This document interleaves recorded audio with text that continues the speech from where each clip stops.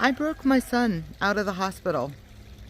I literally took the IV out of his arm.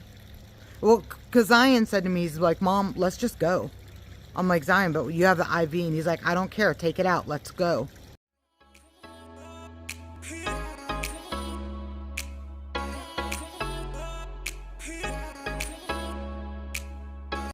Well, this is definitely not a way that we wanted to be on our spring break, but we had a wild idea to go ahead and wash the truck, and Zion got on top of the truck and flew right off of it. This is what happened. I think we might have a broken wrist or broken arm. Let's see your other one. Let's see the other one. Yep. Something's going on there. So anyways, we're here at the Huntsville pediatric DR. So he's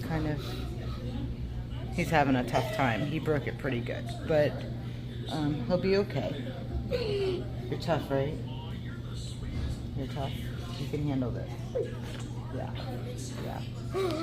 So, all right, we'll keep you guys updated and let you know what's going on. So this is one view of what happened. That's pretty nasty. Yep. Poor little one. So he broke both his... I'm gonna take this out for just a second. He went flying like a slip and slide off of his dad's top of his truck. Oh, no. We were washing the truck. Mm-hmm. He wanted to get up there and clean it really good. Yeah. And so you were up high then? He was up really high. Ooh, no fun. No. And it was like slow motion watching him come down. I'm like, you know, because he's big. Well, I was like, I couldn't go grab him. He's 100 pounds, you know. But 94. Well, it's not. Yeah, and then your arm's hurting, so it's not easy to get. And he landed on his whole side, so. No. Luckily, you didn't hit your head, though. Oh, yeah. That would have been bad if, like, glad, aren't you? You know, you're still cute. You didn't bang up your face. You didn't ruin your hair. Nobody's got to shave your head. Yeah. But you're no good. head shaving for you today. How do you feel? Yeah, not today. You get to keep all your hair. My glorious hair. Your glorious hair, yes. We'll just go to bed. Yeah, you can. Close your eyes. You can sleep. It's all right. You don't have to stay awake. Are you comfortable how you're laying right now? Perfectly comfortable? Yeah. Well, okay. at least that's one plus. I do want you to do a favor real quick for me. I have to do you a favor? Okay. I want you to take the picture of the thing and tell me to work it. And this face is for what? Content. Content. You're hilarious.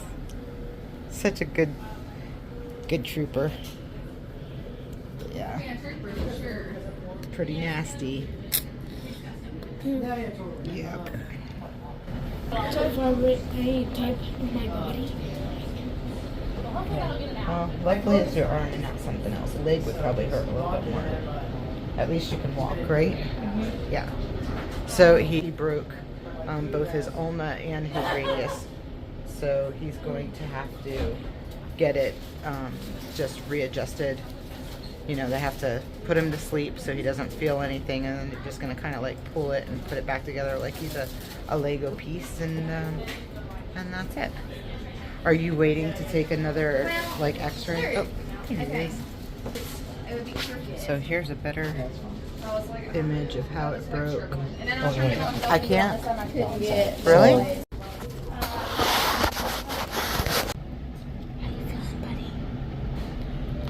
So we have to be very discreet in here because of HIPAA laws.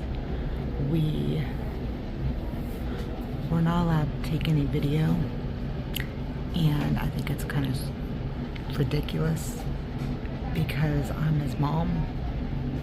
But anyways, he's doing fine.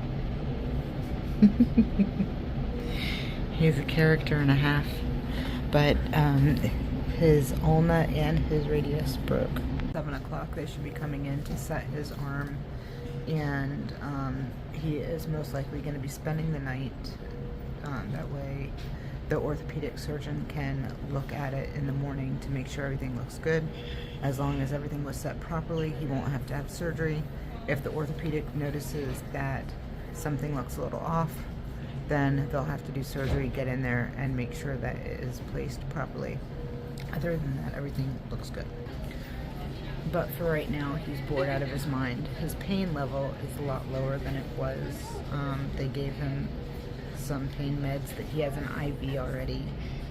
And sorry I'm talking low. I will try to make this as loud as possible when I go to edit this video.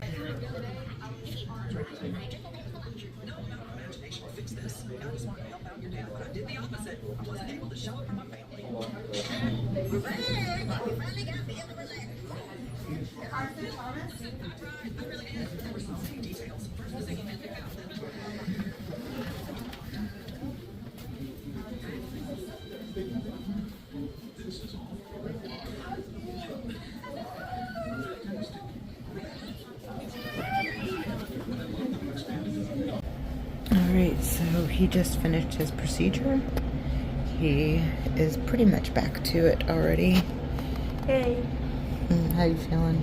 Better. Yeah. He's feeling much better, and yeah, I've got to be really discreet because they are very, very serious about the video and photography here, so right now he's just feeling really sleepy. His arm feels better, but he had some numbness in his fingers. The numbness has gone away, and they had a hard time setting the ulna.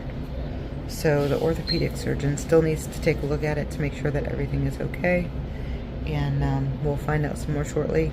But he is going to be spending the night, and orthopedic's going to check him tonight, but I believe check him again in the morning. Not quite sure why that is. I guess they want to make sure the medications and stuff like that have all worn off and that he goes home with no pain. So I'm doing the robot for content.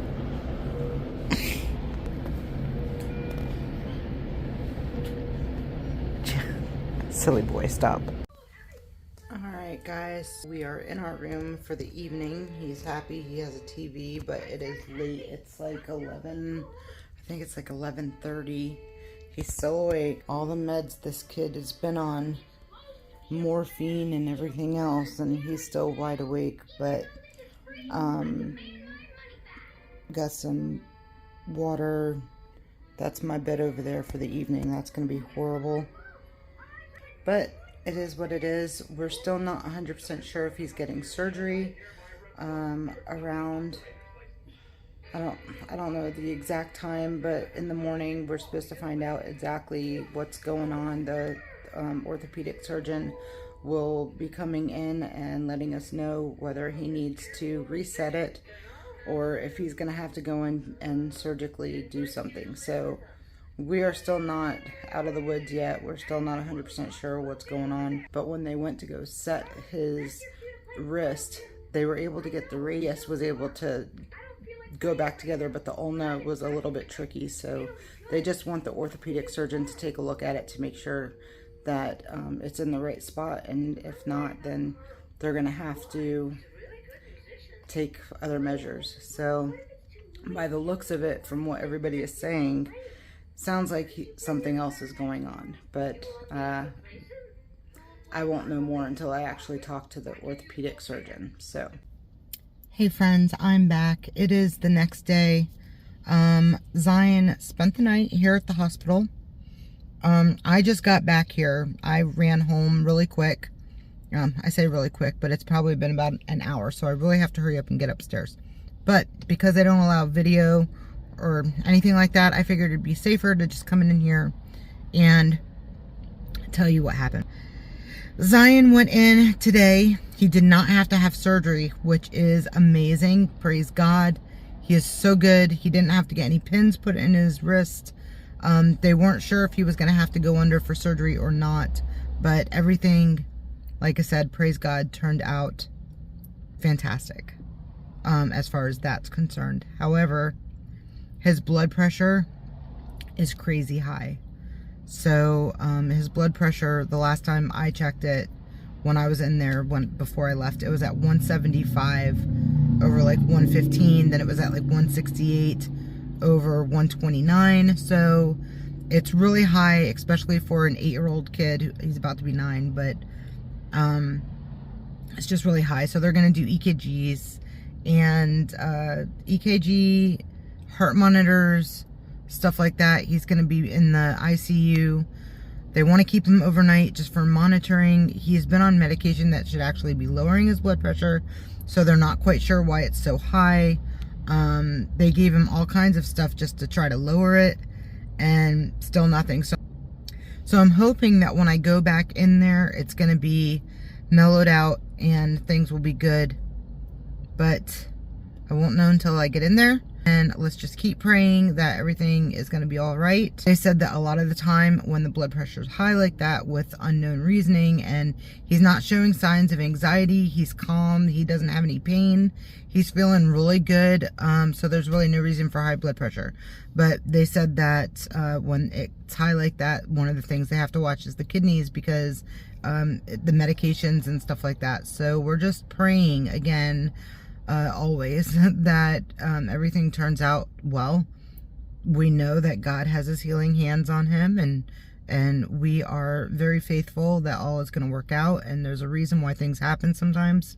We're not always sure what they are, but we know that they're going to be taken care of. And anyways, I'm going to get back in there because I know he's probably wondering where the heck I'm at. I've been gone we live like 25 minutes away from here, and I've been gone for an hour. So, and I've showered, changed my clothes, brushed my teeth, did all the things, tried to make myself look halfway decent. So that's some pretty darn good timing if you ask me. But let me get in there. All right, friends, so it is 8 o'clock Central Time. It is about, I think, close to 3 hours since the last recording when I was sitting in my car. Got his blood pressure down to 129 over 79, so that is excellent. It has gone down. Finally, it's taken 3 hours. We're not quite sure what's taken so long. Waiting for a doctor to come in so I can find out how his EKG went. He is now just kind of chilling in bed, relaxing. So hopefully in the morning we get to go home and be done with this. Who knew that a broken arm would be so serious? I've broken some bones before when I was younger. My clavicle right here, I broke this bone, and I broke my forearm on just a small little hairline fracture on my forearm of my right arm, and never once have I had to do a hospital overnight stay. So this is a pretty extreme break, but we're glad it's almost done. Okay, so with his blood pressure being 129 over 79, so he is really close to his average blood pressure. So we just want to see it come down just a little bit more, but we definitely should be going home tomorrow. So we're super excited about that. And so, yeah, I'll keep you guys updated, let you know how things are going. It's been a very, very long couple of days. I am extremely tired. To top it off, I haven't had sleep in a few days, so I'm just exhausted and frustrated. So to top it off, my son has been done with his vaccinations, and we really don't see a primary care doctor anymore because he doesn't have any issues, and when he does, we have a really good walk-in clinic that we go to. So I really haven't needed to go to a primary care physician. But he does need to go back to the ortho doctor to get the cast put on in a week, because they did a soft cast on him just in case there was any kind of swelling. If they put the hard cast on, it just makes it more challenging and more difficult. But in order to get that follow-up with the ortho doctor, he has to get a referral from his primary doctor, even though he's already done the procedure and he's already seen my child in the hospital. So I call the ortho doctor to schedule the appointment for him, and they said that they would need a referral. I said my son doesn't have a primary care physician. We just kind of go to the walk-in clinic because we haven't needed to go to the doctor for anything. And they said, well, you need to have the referral. They said that I would have to call Medicaid. So I call Medicaid. Medicaid says, no, we need to have, we can't do a referral. He's going to have to go to his primary care. I'm like, but he doesn't have a primary care anymore. He goes to a walk-in clinic. I'm sorry, he's going to have to schedule an appointment with the primary care physician. So finally I call his old doctor, and they said that they would have to see him in order to do the referral. So I had to make an appointment for Monday. He has to go on Monday, which is the first day back to school. So now he's leaving school early to go to the primary care physician just to get a referral. And then we have to schedule another appointment, because I can't schedule the appointment for his doctor, his ortho doctor, until he gets the referral. Today is Thursday. Can't get an appointment for tomorrow, so they can't see him until Monday. He has to go back to the doctor by next week, Wednesday. So primary care doctor on Monday. Hopefully I can get an appointment by Wednesday. We'll see what happens. I don't know how busy this office is to get him in. So it's a challenge, you guys. It's seriously a challenge. They make everything so difficult in this medical healthcare system that we have. It's absolutely ridiculous. The ortho doctor's office said that they just started doing this, where you needed a referral even if you've been seen at the hospital. So that just started, I think she said the 1st, which is like just a couple days ago. Today is the 6th. So that is crazy that it's only been like 6 days since they've made these new rules that if you've been to the hospital for a procedure, now all of a sudden you have to get the referral. Makes no sense, you guys. It makes absolutely no sense. The insurance offices and all these things, they just want to make money. Money. It's all about the money. It's crazy. Absolutely crazy. Anyways, rant over. So sorry, you guys. Come here, kiddo. Yeah. How you feeling? Better. Much better, right? Way better. Yeah. So this is just a sling that he has on, and he has he just has the soft cast. I don't know if you guys can see that or not, but he just has a soft cast, and like I said, we just need to make the follow-up appointment with the orthopedic surgeon and just get the hard cast put on, make sure that his fingers still have movement in them and no more. Wait, so I gotta leave school early or something like that? Yeah. Good for him. Yeah. Of course he's excited about leaving school early, isn't Who he? wouldn't be? Zion, Yeah. come here. Hey friends, so you just saw all of the time that we spent in the hospital, but I feel like it's very important that I sit down with you and explain to you what happened while we were there. Today is Monday. The kids just went back to school. All of this took place on Tuesday, Wednesday, and Thursday of last week. My daughter's birthday was on the 6th, so we actually came home from the hospital on my daughter's birthday. But let me start from the very beginning. So what happened was Zion wanted to wash his dad's truck, and he got up on the hood of the truck and he was washing the windshield, and he was doing very good for a while. Let me rewind. I told him not to go on it twice, but he insisted, so then I just let him. So anyways, he was doing good for a little while, and then I glanced over at him and he slid right off, broke his arm, yada yada. We go to the hospital. When we were in the emergency room, the emergency doctor gave him ketamine and fentanyl, and these are medications that are given for pain. Normally the ketamine is given. I don't know about the two of them being given together, but he was in a pretty severe amount of pain. So the doctors gave him originally the ketamine intranasal, which after doing some research, that is a very common way of giving it. It's easier for kids that way, and it also gets in their system much quicker, even quicker than intravenous. So they gave him the ketamine just for his pain and to kind of relax him a little bit, take off the edge, the anxiety, because he was in a lot of pain, and his anxiety level was definitely skyrocketed at that point. The doctor said that he would set his arm and do the best that he can, and I had to leave the room for that when it got to that point. So I left the room, and I know that they gave him something else to kind of give him it's a quicker sedation, and I believe that's what the fentanyl was for. And then they also gave him morphine for pain. So he was on a lot of stuff. Before I went back into the room, the doctors informed me that he was gonna probably have like some psychedelic effects, may have a weird taste in his mouth, nauseous, may vomit, upset stomach, headache, all your normal coming out of sedation kind of sensations, I suppose. And he did. He was definitely hallucinating. He saw multiples of me. He was very freaked out.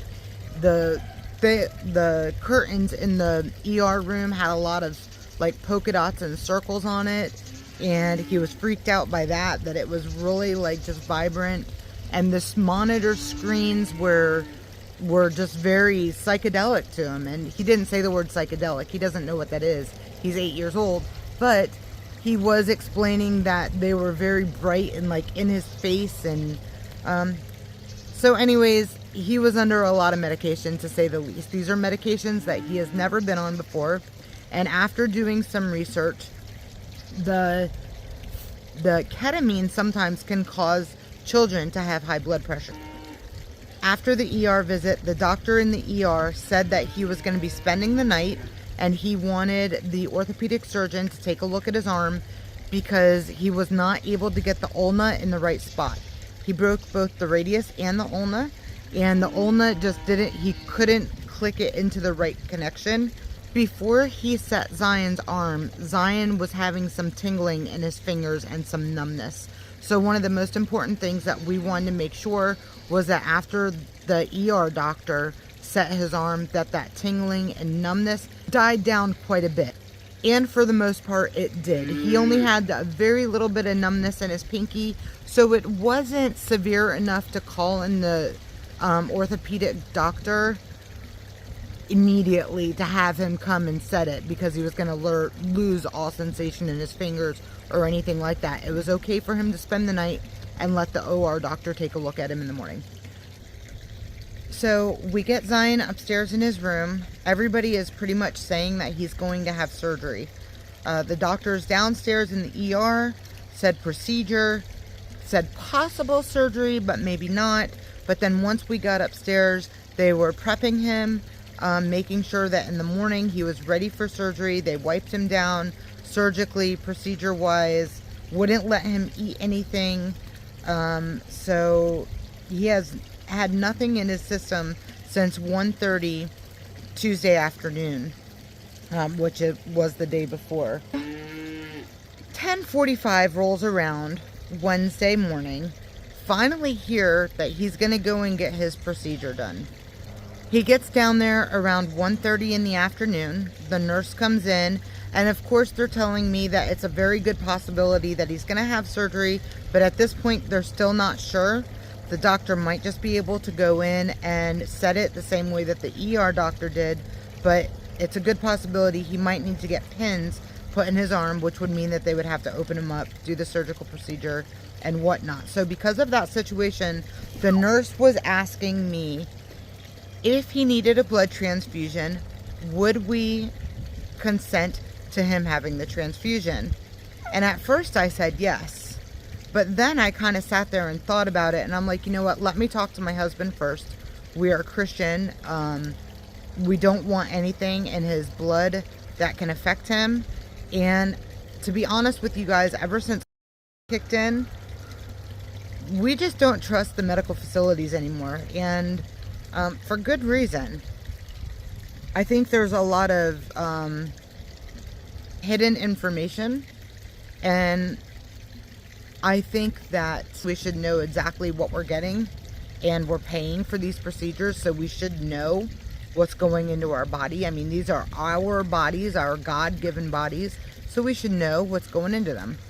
So I contact my husband, and my husband says as long as the blood has not had the, then we would be okay with the blood transfusion, or if they can, you know, check us and make sure that we are donors, then we would donate our blood. The nurse comes back in just a few minutes later, and I explained this to her, and she said that The blood banks know whether or not the blood has had the, because when you go to the big red bus or whatever, they will ask you if you've been. They'll also ask you other questions about like HIV and stuff like that. So they know if you've been, but unfortunately, according to the nurse, by the time it gets to the hospital, they no longer know anything about the blood. They just know what blood type it is, and that is it. If you ask me, that is a bunch of BS, because there is no way that I want my son or my family member or my loved one or myself to have any part of that in my bloodstream. And I think that we need to, as a whole, because I know there's many people out there that don't want, because they know what it stands for, they know what it's all about, and we are anti, because it is actually killing people, but that's a whole nother subject and situation. Either way, we should have the right to know what kind of blood we are getting put into our body if we are having transfusions. So I'll get back to that. The nurse totally understood where I was coming from. She said that I am not the first person, nor will I be the last person to ask if the blood has had the. So this is not just me and my family. We're not the only crazy ones here. And we're not crazy. Let me just kind of rebuke that, because this is a very serious situation. And I think we need to take it as a very serious situation. I don't know, guys. It was a very hard situation to deal with. And I know I'm ranting and I'm kind of like just going off on it. But those kind of things are just, they're just immorally wrong. And I feel, especially with the blood transfusion, the way the girl tried to explain it to me, if somebody had a gunshot wound, don't you think that they should be allowed to get blood, whatever was available? I'm saying, so you think it makes a difference when somebody has a gunshot wound, whether or not they want to have in them? I said, just to save their life, don't you think that they have a right also to know what's being put in their body? Doesn't make any sense. If someone has not been vaccinated like myself, and I refuse to put that stuff in my body, I think that us unvaccinated people have the right to know what we put in us. But it's very serious. I think we all should know what's going into our body. So let's get back to the procedure. Then I told her we deny the blood transfusion, because she said that if we were to get tested, it would take too long. If it was an emergency situation, there's no way that they would be able to test us and all that other stuff. Okay, I understood. So then we deny the blood transfusion, because I'm like, you know what, it's just a broken arm. The odds, and he's had surgery before, there's no way this kid is going to lose any kind of blood. I prayed over it. My husband prayed over it. My whole family prayed over it. So we knew by God's grace that he was going to be healed, that he was going to be protected, and he would not need a blood transfusion. Lo and behold, he didn't even have to have surgery. The orthopedic doctor was able to just reset his ulna in the right spot. He had no more tingling in his fingers. He did have a little bit of pain, but it was more of just an uncomfortable kind of pain. But one of the things that did happen, they did have to put him under anesthesia. So in this situation, he's been under that kind of anesthesia before, because he had his tonsils removed about 3 or 4 years ago. So he came out of that with flying colors, no problems. He's never had any kind of allergic reactions to medications to this point anyways. But when he woke up from the surgery, his blood pressure was very high. The highest that his blood pressure was 175 over 115. Zion's orthopedic doctor was an adult physician. I don't know if it had to do with Zion's size and being a little bit bigger. He is almost 100 pounds, so he did have an adult orthopedic surgeon, which meant that we had to go from the children's hospital and take a tram over to the adult hospital. But from the time that we went from the adult hospital back over to the children's hospital, his blood pressure went from like 168 over 129. So it was still very high. The doctors were very concerned. That's why they sent us back to the pediatric hospital. They wanted him to get monitored and make sure that he didn't have any other underlying things going on. When we got back to the hospital side, it took a while to see the actual doctor, but the nurses did come in and say that they were going to be ordering an EKG to make sure that there was nothing going on with his heart. They wanted to make sure that there was nothing going on with his kidneys, because one of the main reasons why children have high blood pressure is because of some kidney issues. So they wanted to make sure that that was clear as well. I asked them how long it would take for him to get the EKG. They said it was going to be a while. So at this point, because it was the next day and it was around 1:30 in the afternoon, and when I left home and went to the ER with Zion, I accidentally had my keys to my car and my husband's keys to his vehicle. So I figured this would be the perfect time to hurry up, get home, drop off the keys, maybe shower really quick. Anyways, when we got back to the hospital, they already did the EKG. They didn't call me or anything and let me know. They took a couple vials of blood, and they also had him, they did order him dinner though, so that was really good. He ate really well. By the time I got back there, it was about almost 5 o'clock. It was around 4:45 in the afternoon. So as you can tell, like, all of this took quite a bit of time. I must have left the hospital around 3:45. So from 3:45 to 4:45, they had already ended up getting the EKG done. Didn't hear anything about the EKG. Didn't hear anything about how the blood work was, but they did have him urinating into a canister. Now, I thought that to check like proteins in the urine, or like different things that I know that you can check in the urine. But that's not why they had him urinating in the canister. And of course I didn't know this. So never heard anything that whole night about what was going on. The only thing that we did know is that his blood pressure was still kind of all over the board. And then it did finally drop. They gave him an injection of morphine and it went down 129 over 92, I think it was. And that wasn't that bad, but they still made us stay the night. We don't hear from the doctor at all.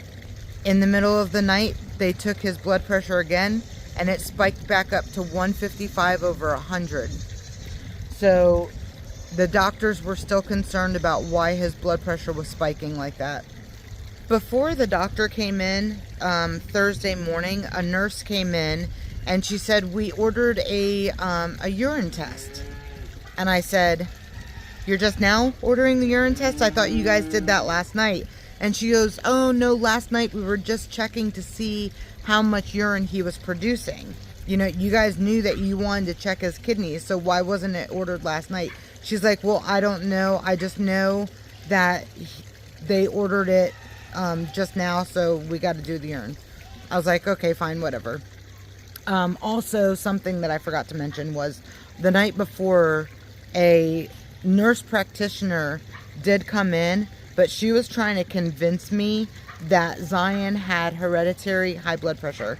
Now, Zion has been to the doctor numerous times throughout his young life, normally for like coughing or respiratory issues, just your normal kid antibiotic stuff. I did have high blood pressure when I was younger, but I also smoked and I drank and I was obese. So that was, you know, me inducing high blood pressure. Anyways, she was trying to tell me that he basically was probably going to have to be on high blood pressure medication. And I fought that. And I'm like, no, he does not have high blood pressure. And also, before all this stuff happened, the week before, Zion had an ear infection and had fluid in his ear. So we were just at the walk-in clinic to get him some antibiotics. So he didn't have high blood pressure then. Just all of a sudden, he has high blood pressure because of what's going on with him. He just broke his arm and he's under a lot of, you know, stress. And anyways, they get the urine sample ordered. Although that frustrated me that they didn't already have the results from that. But then the doctor comes in. She wanted to do an ultrasound of his kidneys to make sure that nothing was wrong with his kidneys because his blood pressure was still high from when they took it overnight. So I asked the doctor, and this is the doctor, not a nurse practitioner. I asked her, I said, well, how was his blood work? And she said his blood work was perfect. I said, how was his EKG? His EKG was perfect.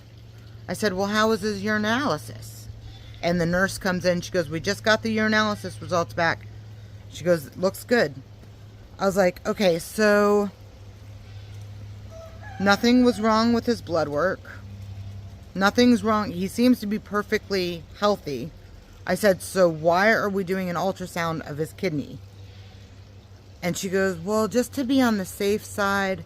And I'm like, no. I said, listen, today's my daughter's birthday. And at this point, it was, like I said, it was already 10:45. I said, today's my daughter's birthday. I need to get home.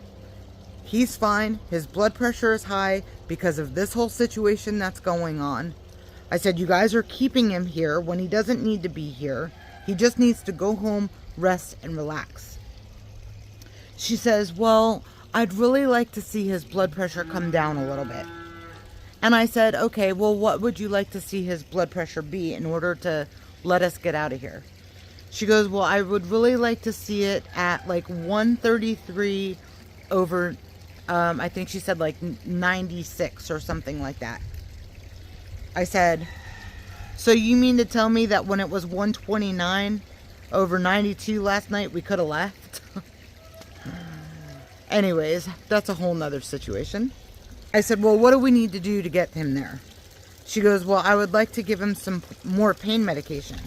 And I said, but he hasn't complained of any pain. And he didn't. The only night he complained of pain, Tuesday night, the night of when they reset it the first time.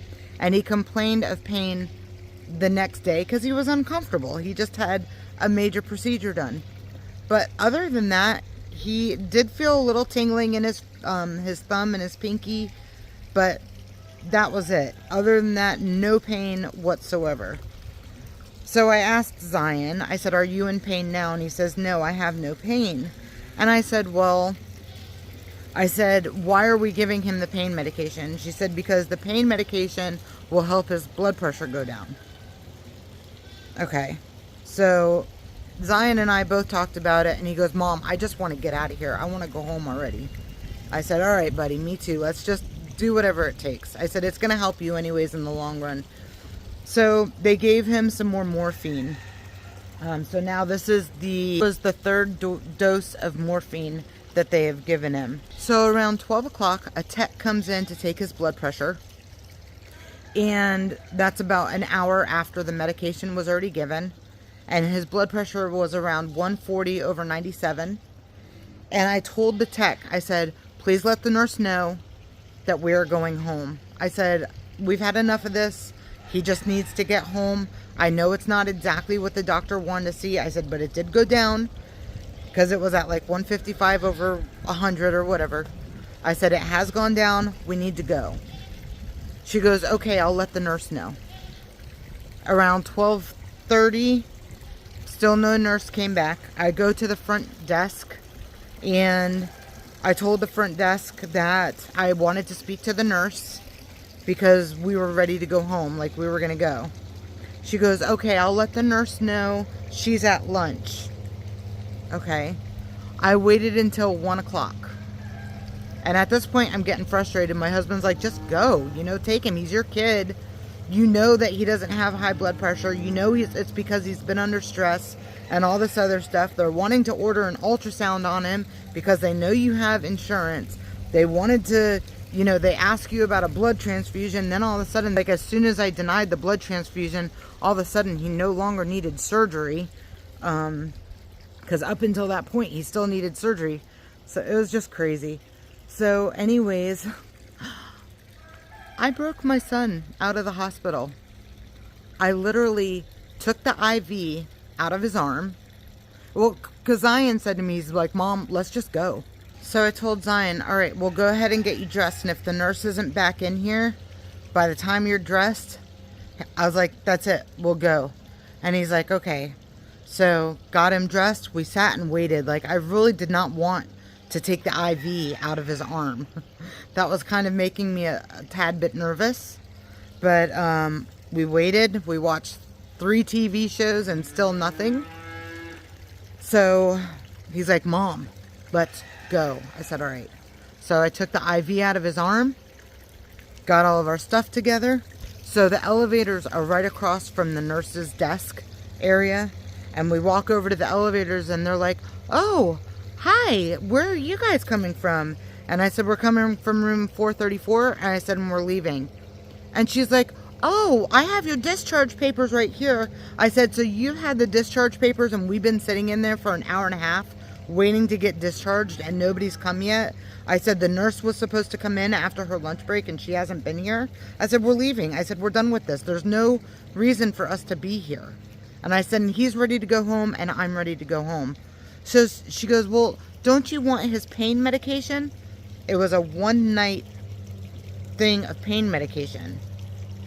And he had almost a whole day of no pain medication before they gave him medication, and he was fine. He felt no pain. I asked him, I was like, Zion, do you need the pain medication? He's like, no, I think I'll be fine. And I said, all right, just give you some, like, Aleve or some Motrin, ibuprofen, something like that. He says, okay. And I knew he wasn't going to need it. So I told the nurse, I was like, no. I said, he doesn't need the medication. I said, don't worry. I said, he's my son. I'm not going to let anything happen to him. If he complains of a headache, if his eyesight goes on him, if he starts swelling in his hand, if he starts feeling nauseous, if he starts having any kind of issues turning blue, I'll bring him to the emergency room immediately. I said, but we're not staying here. So I said, if you want, I'll sign your discharge papers for you. I said, but we're gone. So I signed the discharge papers and we walked out of there. And Zion, on the way out, he's like, Mom, I feel like you just broke me out of jail. I was like, Zion, I feel like I just broke you out of jail. I'm like, it's ridiculous. They had us there and they knew it was my daughter's birthday. I told them, I'm like, listen, if we can get out of here as soon as possible, that would be great because today's my daughter's birthday and I'd really like to be with her. Like, we shouldn't be here in the hospital. So they knew that. They all knew that. And they still didn't care to make sure that we were out of there before they went to lunch or checked him before they went to lunch. Nothing. Nobody did anything. They waited until last minute. They even knew the night before that it was my daughter's birthday the next day. And still nobody cared enough to make sure that we were out of there. So we took matters into our own hands. We left. And to be honest with you guys, Zion's been fine. He hasn't even complained of pain. So sleeping is a little bit hard for him. And it's not that he's in pain. He's just can't get comfortable. Because I asked him, are you feeling pain? No, I just can't really move my arm. I can't get comfortable. Well, okay. So he doesn't want to take medication during the day at all. Today was the first day back to school. He didn't want any medication. He just wants it at night before he goes to bed, just so he can sleep good. So today we are going to his primary care physician that we haven't seen in a couple years, just so they can look at him. They're probably going to check his blood pressure. And then once I get the referral from them, then I can schedule the appointment to get him to the orthopedic doctor's office. So hopefully that'll be this week. Today is Monday. We'll see how soon we can get in to see him. Be able to get him in there, have him rechecked, although he's had no problems whatsoever, which is awesome. The swelling has gone down in his fingers. He has no more numbness. Things are great. But the whole situation is so fishy, you guys. This whole thing is just absolutely bonkers. From the fact that once they find out that you have insurance, they're trying to rack up as many exams as possible because they just don't care about you as the patient. They just want their money. We didn't need to get an ultrasound. She thought it would be a good idea to get an ultrasound. For what? Nothing showed up in his blood work. Nothing showed up in the EKG. Nothing showed up anywhere showing any signs that he had any kind of high blood pressure issues. So why order an ultrasound? Nothing was wrong with his kidneys. They did the urine test. Nothing was wrong. And the kid just broke his arm in 2 different bones. Like, don't you think that's going to spike his blood pressure? Anyways, you guys, it was just very frustrating, very frustrating. And to top that off, one of the other main important things that I want to kind of just emphasize to you guys is the blood donations. You guys, we need to stand together. If anybody has ever had a situation where they had to have surgery and they asked if you wanted a blood transfusion, I hope you guys are asking the question, does it have the in it? Because if you guys are refusing and you are adamant about no, but you need to get a blood transfusion and now you have that blood in your system, guess what, guys? You now have in your system, and I don't care what they say, it is in the DNA of the blood. And if I don't care if that blood is compatible with your blood, it has the venom in it. You are now being with the, even though you've been so adamant for the last 2 or 3 years that you do not want that vaccine. You guys, we need to put a stand to this. This is ridiculous. My kids are young. If something happens to my kids and I don't have a choice, but they need a blood transfusion, what am I going to do? I mean, do I want my child to die? Absolutely not. We have the right to know whether blood has HIV in it or other kind of diseases or whatever. We need to know whether or not it has. And how messed up is it that they know at the blood banks whether or not it has, but we don't get to know once we need a blood transfusion? Sorry. There needs to be 2 separate. It really shouldn't be that much of an issue for the people that have been. All right, you don't really care if you've had the. So yeah, if you go into a hospital and you need a blood transfusion, you get the blood. No big deal. But for us that do not want that in our system, we should have the right to be able to choose non-blood. End of story. We need to stand up together. We need to petition this. We need to go to our hospitals, our governors, our state, whatever we need to do. We need to fight against this. And if anybody out there has gone through this situation and is as concerned about it as I am, please, I ask you, put comments down below. Let's get something done about this. Because like I said, my kids are young. We have family members who are older that we want to be with us forever. We're getting older. What if something happens to me or my husband or my family? I don't want them getting that stupid system. It's absolutely ridiculous. We have to stand strong against our government, you guys. We have to. They're doing too many things to try to kill us.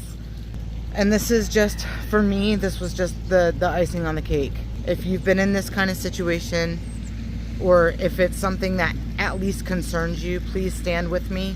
Let's fight against this. Let's do something about it. If anybody else out there can help me with something like this or whatever, I'd love to be a part of this. I'd love to give my input. And yeah, so anyways, thank you guys so much for watching this. Thank you for being a part of our journey. And if you're not already subscribed to the channel, please do us a favor and hit that subscribe button. But not just subscribe, hit your comments down below. Please list them down. That's what's going to help spread this video to other people so they can see it. I want this information to get out to as many people as possible. We have a choice. We have a right to know, and people need to fight against this. So please share this with anybody who you think might be able to help me. My broken boy, my birthday girl, my hefty hammer. all right, so we're not doing the traditional happy birthday song, okay? We're going to be, we are going to be doing a birthday prayer.